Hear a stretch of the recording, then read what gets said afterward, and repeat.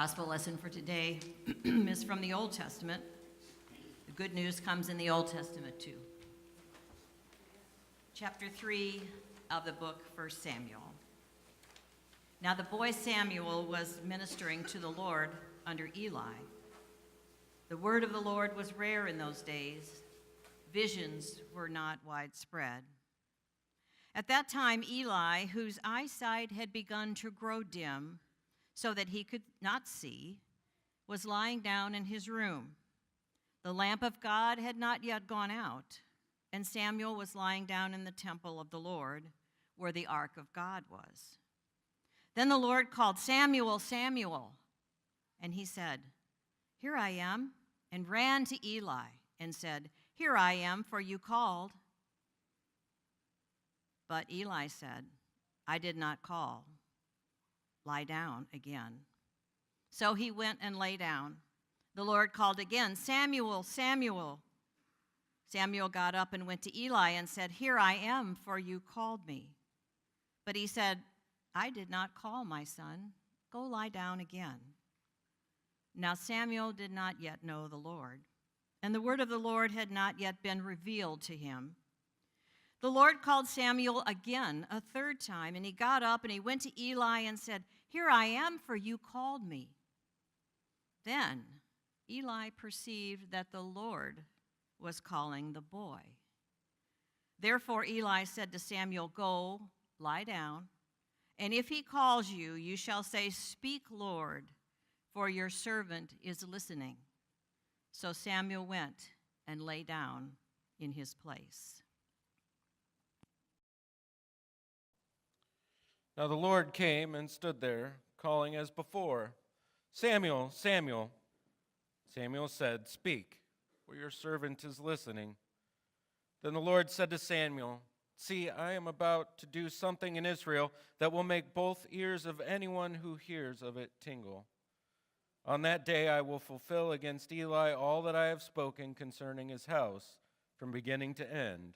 For I have told him that I am about to punish his house forever for the iniquity that he knew, because his sons were blaspheming God, and he did not restrain them. Therefore I swear to the house of Eli that the iniquity of Eli's house shall not be expiated by sacrifice or offering forever."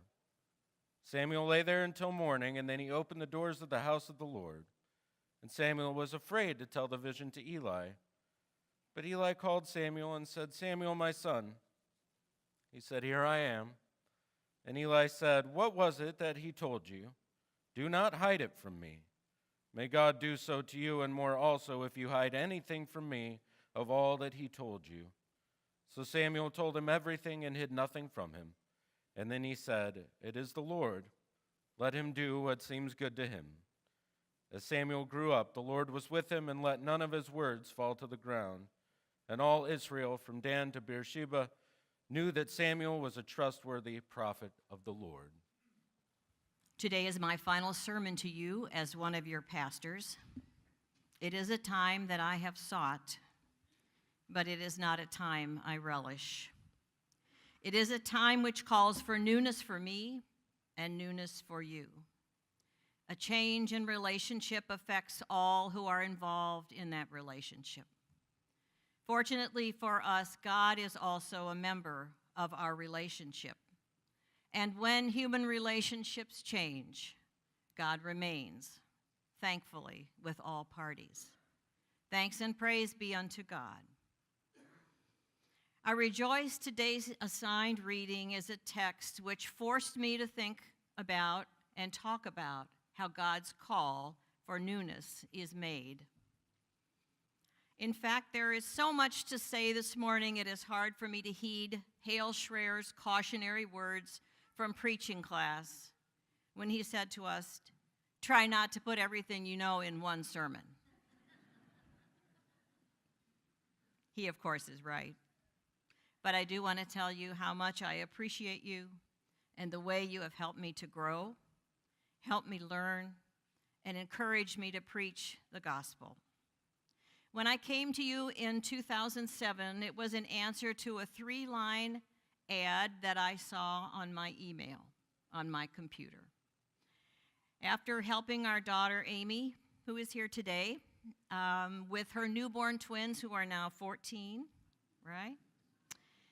And I was working a little bit of the time also in Dwayne's office doing paperwork, clerical things.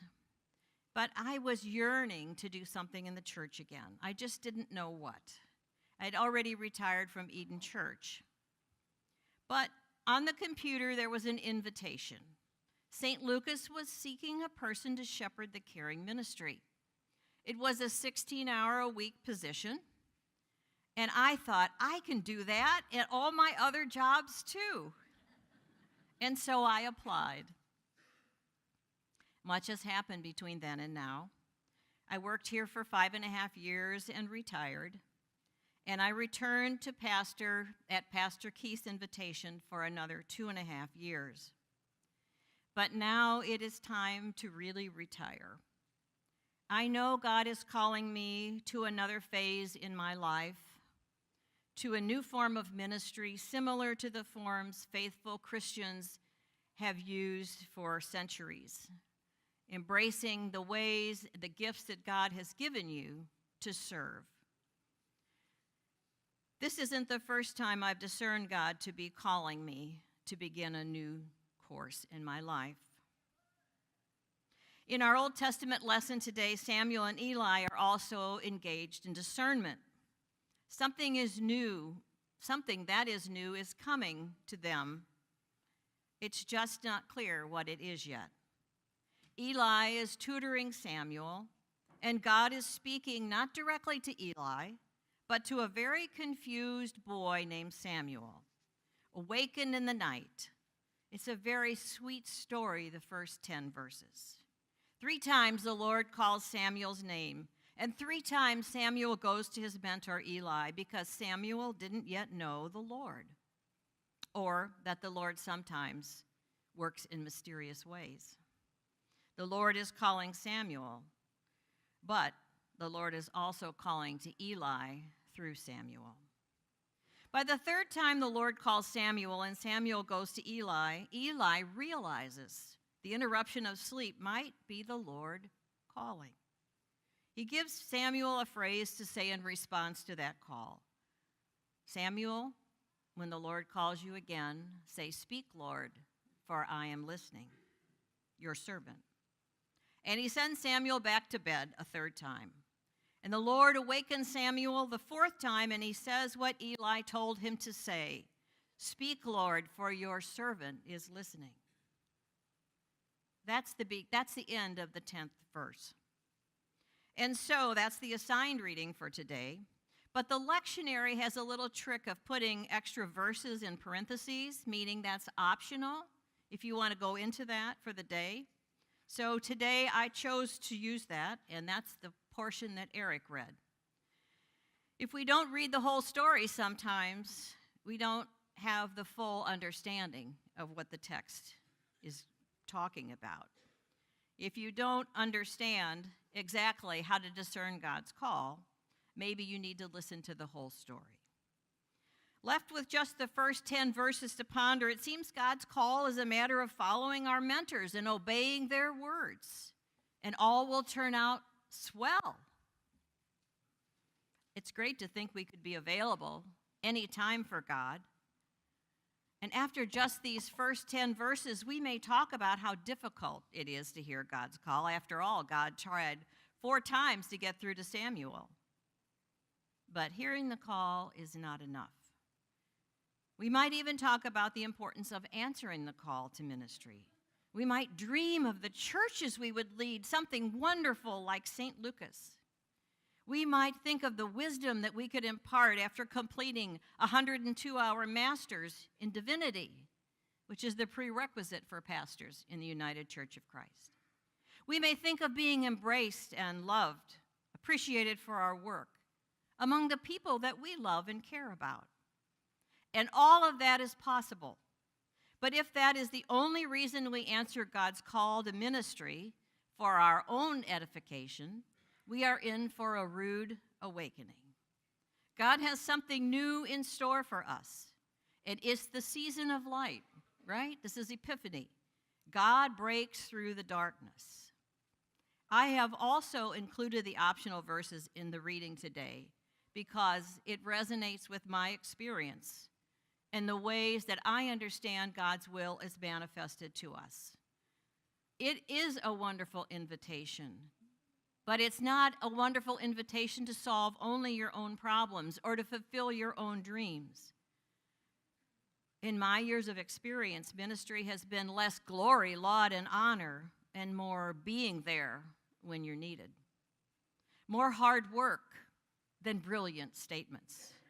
Ministry is surmising what needs to be done and doing it, and often with mixed results. I am a living example of mixed results. Doing my best to discern God's will for my life has not resulted in a pain-free, untroubled life. So let's turn our attention to the second half of the story of God's call to Samuel. In verse 11, right after Samuel says, "Speak, Lord, for your servant is listening," the Lord says to Samuel, "I'm about to do a whole new thing in Israel that's going to make the ears of everyone in Israel tingle. It's kind of like your ears burning when somebody's talking about you, only worse. On that day, I will fulfill against Eli all that I have spoken concerning his house from beginning to end." It's such a hard saying, I can barely read it. Because of the iniquity of Eli's sons and Eli's knowledge of their iniquity and Eli's refusal to do anything about it, the Lord is taking away Eli's status as the leader of Israel. Eli's house shall not be saved by sacrifice or offering forever. God is saying things that are already done cannot be undone. Things that cannot be undone call for a new way. Oh my, how could you convey that message to your faithful mentor? Oh, by the way, the Lord said, "I'm to replace you." You can understand Samuel's reluctance to share Eli about the God talk in the early mornings. But Eli has been Israel's priest for a long time. He is a faithful man and he knows God. And he says to Samuel, "Tell me every word that the Lord said to you." There is no protest from Eli when he hears of God's change. In fact, Eli says a very amazing thing. "It is the Lord. Let him do what seems good to him." Talk about making a turn in life.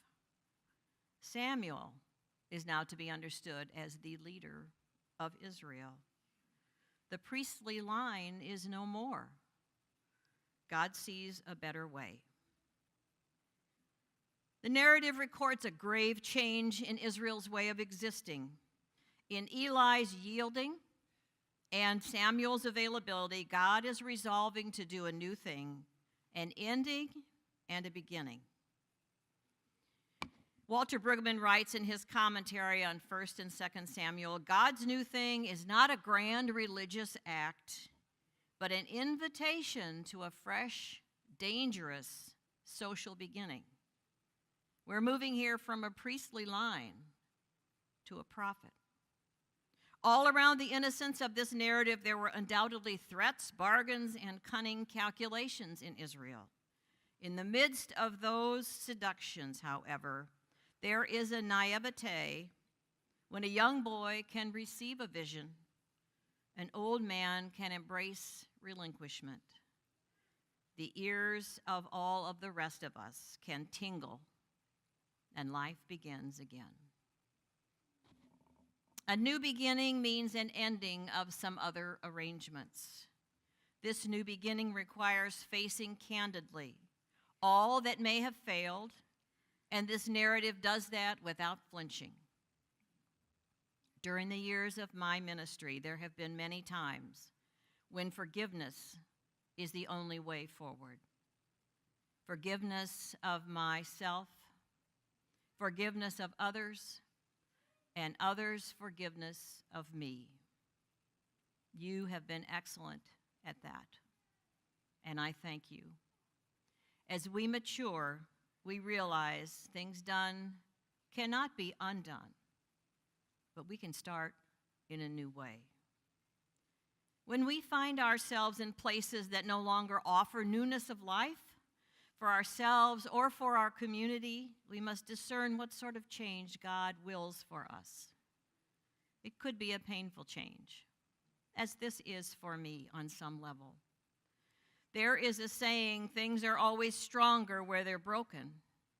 I'd like to amend that saying to say, things are always stronger where they are broken and healed.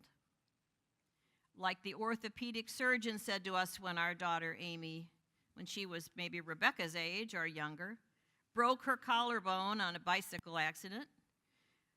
He said, we're not going into that shoulder to do surgery because if we just position the bones right, it will heal and be the strongest part on her clavicle. And it is the strongest part on her clavicle. She's got an extra knot of bone there. But she also has a mark on her body, a thickening, which reveals that she went through a trauma and healed. Maturing in faith is similar. We all go through broken times in our lives. We are wounded in relationships, but with God's grace, we are healed, and then we can truly minister to others. It was not easy to discern a call to parish ministry in 1989 when I graduated from Eden Seminary. I was listening, but no congregations were calling. The vision of having a woman pastor was lacking in those days. Think back 30 years in St. Lucas. But over the years, God has allowed me a path to serve in congregations, and I am grateful that it seems women pastors are a new thing that God has brought into being. You know as well as I do that the courage to begin again, even through failure, leads to the practice of perseverance. And perseverance produces strength. And it all begins with a call from God. Maybe God is wakening you in the middle of the night, but you should be sure that God is speaking to you through some means. It's sort of like the scene on the screens. This is a snowy day not too long ago, right across from our house. In the midst of winter, it's hard to be sure there will be new life in the spring, but we go forward anyway, right? Because we trust we've been through this before. We know and hope and plan on it. My search for God's call came at a time in my life when things were wonderful, rich and full in my family life, but there was something missing in my spirit. I was yearning to know more about God, to understand more, to be engaged with God in a way that was real and true and meaningful. There is nothing like the community of Christ. This community, which is a bulwark of love and forgiveness, encouragement, and mentoring on life's journey. Without my life in the church, I cannot imagine what my life would be. I am grateful to my parents, my mother of whom is here today, for taking me to Sunday school every week. I even remember some Sundays Daddy would be in the driveway honking the horn because we weren't out there on time. I am grateful that my husband allowed me to take a sidetrack and detour through seminary in the midst of our family's growth. Gabriel, who's in the back with his child, was just in kindergarten at the time. I am grateful for congregations like St. Lucas, Eden United Church of Christ, Concord Trinity United Methodist Church, where my pastoral identity has been shaped. See, the community of Christ has been the life-giving source which has allowed our family and myself to continue through hideous tragedies. Our son's suicide the slow demise of my father as he succumbed to leukemia, the frightening news of Gabriel's motorcycle accident. This congregation even made room to comfort my extended family when our niece was murdered. You welcomed us in the sanctuary. You welcomed us with your love, and you welcomed us with a reception afterwards so we could just be together and not worry about anything but each other. As the years pass, we are all marred and scarred. We make mistakes. We do things we deeply regret. We are tempted and sometimes give in to that temptation, not because we're bad or because we're weak, but because we're human. Yet there's always an invitation to God's newness in our communities, because without newness of life, there is no growth. These two children in front of us are certainly examples of that. Our congregation always needs newness of life. Do we have the courage to look for it and to take the road when we find it? It usually involves some signposts like, I'm really sorry. You know, I was wrong. I really don't know. I need help. Those signposts are community signposts which remind us that we rely on God and on each other to go forward into newness of life. By the power of new disclosures from God, the community can begin again. New ministries, new ministers, new relationships, and new strengths. We know the story of Samuel and Eli, so we can dare to believe that God acts. Watch and hope for the giving of new life where you are facing endings, because life has endings. But remember, in every ending there is a beginning, an invitation to begin anew. Let us each day give thanks to God for that invitation. How? By accepting it and living into it. You might just need, PJ, where are you? She's not here today. A liturgical robe. I think God is calling her. We might just need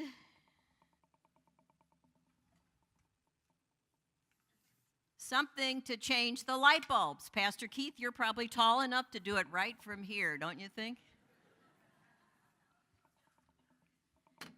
We might just need a shovel. We have a wonderful garden where we grow things for people who need food, and all the rest of us who aren't in need but certainly like to eat. We might just need, I forgot where I put my bag here. Some flowers to take to someone in the hospital. That might be your ministry. We might just need to help financially. Maybe that's your part of ministry. We might just need some chalk to draw a hopscotch on the sidewalk for a child to play. We might just need a friendly bear to welcome somebody who's worried about coming into this big place. We might just need an apron for the kitchen.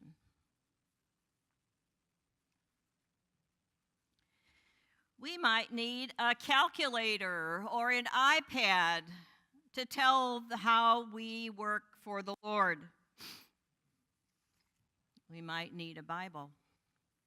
I took this off my shelf this week as I begin to clean things out of my office, and inside is Irvin A. Keller, my father-in-law's Bible. But most of all, we need some shoes to get going and to be out there when we hear something that makes our ears tingle and we feel our hearts yearning for something new, and we have the courage to respond. Amen.